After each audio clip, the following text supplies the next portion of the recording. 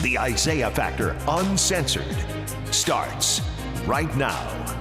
And welcome to The Factor Uncensored. After blocking traffic near the Supreme Court in Washington, D.C. for more than 45 minutes Tuesday, Congressman Al Green and State Representative Ron Reynolds were arrested for civil disobedience. It all stems from Democrats' fight against what they say is voter suppression. We caught up with the two about the incident and what lies ahead.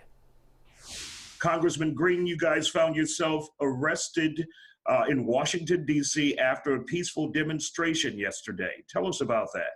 Well, it was a peaceful demonstration, and I was there with Ron Reynolds, state representative, along with Reverend Freddie Haynes out of Dallas, Texas, and Bishop James Dixon, and a host of other persons. Many of them were state representatives. We went there before the Supreme Court because the Supreme Court is where the Voting Rights Act was eviscerated in terms of Section 4, which was very important to us because it gave us this pre-clearance that made it possible for states like Texas to go before the bar of justice. Well, when we made our statements, we decided that it was appropriate for us to move to the street to demonstrate. And in so doing, we were praying. And while we were praying, the officers announced that we would have an opportunity to leave. They would give us 3 warnings. When they gave us the first warning, the ministers continued to pray. The second warning, the ministers continued to pray. And then on the third warning, others stepped aside, and Representative Reynolds and I were arrested along with a minister, Reverend Cooper. Representative Reynolds, where did you guys cross the line, or did you cross the line in Washington, D.C.? Well, Isaiah, we crossed the line in the spirit of good and necessary trouble. We crossed the line to advocate for voting rights when we knew that it was an act of civil disobedience. So we did it with an intention to make sure that we were advocating for something that we fervently believed in, and that was for voting rights. We believe that voting rights are fundamental, and to demonstrate that, we were willing to risk ourselves, to put ourselves on the front line, to be arrested for a cause of justice to fight voter suppression. Congressman, on the federal level, where do we stand with getting the issue of voting rights addressed here in this country?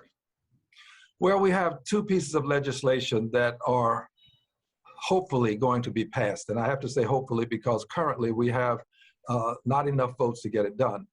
We have the John Lewis Voting Rights Act. That's very important. And we also have the For the People Act, H.R. 1, very important as well. Both of these pieces of legislation are in a position to pass right now if we had the filibuster eliminated. I'm for eliminating the filibuster so that we can pass this legislation with 51 votes, as opposed to having to get 60 votes first and then use 51 to pass it. And I want to add this, and this is important. These other persons who were there with us, Bishop Dixon and Reverend Haynes, they really were the movers behind this movement. Representative Reynolds and I helped to orchestrate it, and we helped to manage some aspects of it, but they were there to make it happen. And he is right. We do believe that it is necessary sometimes to be arrested. This arrest, however, is not the important issue. The issue is voting rights. The arrest was just a means by which we could call it to the attention of the public. We must protect voting rights in the state of Texas and across this country. In the state of Texas, there is an effort afoot to change the law so that if you don't like the results of the election, you can overturn the election. That's not acceptable. And people ought to be able to vote at a time when it's convenient for them. 9 to 5 workers, the system seems to work fairly well for them. But for people who work shifts, who work from midnight to 6 a.m., and then might have a second job, it doesn't work well for them. This is why we want to make sure that we don't ban voting 24 hours. That's something that's important to a good many people. And State Representative Reynolds, you're hopeful to run out the clock for this special session here in Texas, I think midnight Friday. How does it look? Isaiah, it looks strong. We are united, over 50 of us still here in Washington, D.C., when many thought that we wouldn't, under the threat of the Governor's Abbott arresting us. We are going to wait the clock out, and we're going to kill this voter suppression bill and force them to call a second call special session. But this session is going to be effectively over with, and we will have effectively eliminated all of the items that he had on the special session.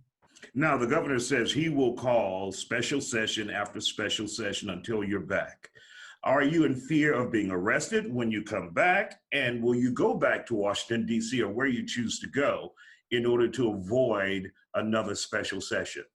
Isaiah, I can tell you that I am prepared, just like Congressman Green and I were prepared to be arrested. I'm prepared to be arrested, but for the time being, I'm going to stay out of the state to fight to preserve democracy for millions of Texans that would be disenfranchised if we pass this voter suppression bill. So I'm willing to stay out as long as it takes to get federal legislation. That's why we're dealing with the fierce urgency of now.